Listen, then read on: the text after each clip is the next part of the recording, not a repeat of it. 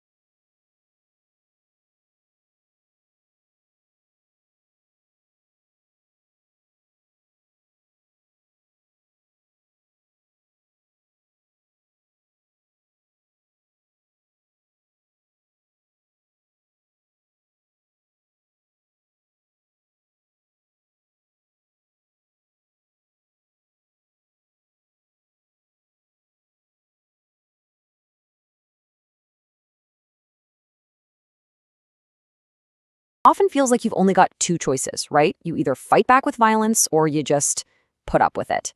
But is that really it? Are those the only options on the table? Well, that's exactly the question that drove Gene Sharp. He dedicated his life to documenting a powerful third way. And it's not about being passive at all, no. This is a super dynamic, really strategic way to wage conflict, just without the violence. It's basically the science of the fight. So just how big is this playbook? Are we talking a dozen tactics, maybe 50? Nope. Sharp identified a staggering 198 different methods. Yeah, 198. And we're not just talking about holding signs and chanting. This is a massive arsenal of what he called nonviolent weapons. Okay, I know what you're thinking. 198 methods sounds kinda overwhelming. And it would be. 198 methods sounds kinda overwhelming. And it would be. But here's the brilliant part. Sharp didn't just give us a giant list. He gave us a system. He organized all of these methods into three main categories, which gives us a clear way to understand how it all fits together. And here they are, the three pillars of the whole framework. First, you've got protest and persuasion. Second is non-cooperation, which is really the powerhouse of the whole system. And third, the most direct approach of all, nonviolent intervention. All right, let's dig into each one. Okay, first up, protest and persuasion. You can probably guess what this one's all about. It's about sending a message and making absolutely sure that message is heard loud and clear. So the whole goal here is symbolic. These are the things you do to communicate your point of view, to show everyone you're against something, and hopefully to win people over to your side. You know, it's that absolutely crucial first step of just saying, hey, we don't agree with this. And this is where things get really creative. I mean, sure, we've all seen public speeches and slogans, but Sharp's list includes things like mock funerals to show political grief, or teach-ins to educate people right on the spot. It's all about turning culture itself into a powerful tool for protest. Now for the second category, and honestly, this is the big one, non-cooperation. This is a major, major escalation. We're moving beyond just sending a message. Now we're talking about actively pulling our support from the system itself. The logic here is so simple, but it is incredibly profound. Think about it.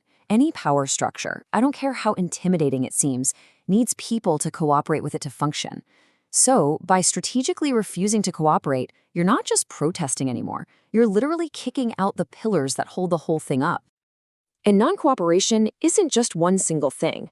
Sharp broke it down into three key arenas of life where people can just refuse to go along: the social, the economic, and the political. So what does this actually look like in the real world? Well, social non-cooperation could be a student strike that shuts down schools.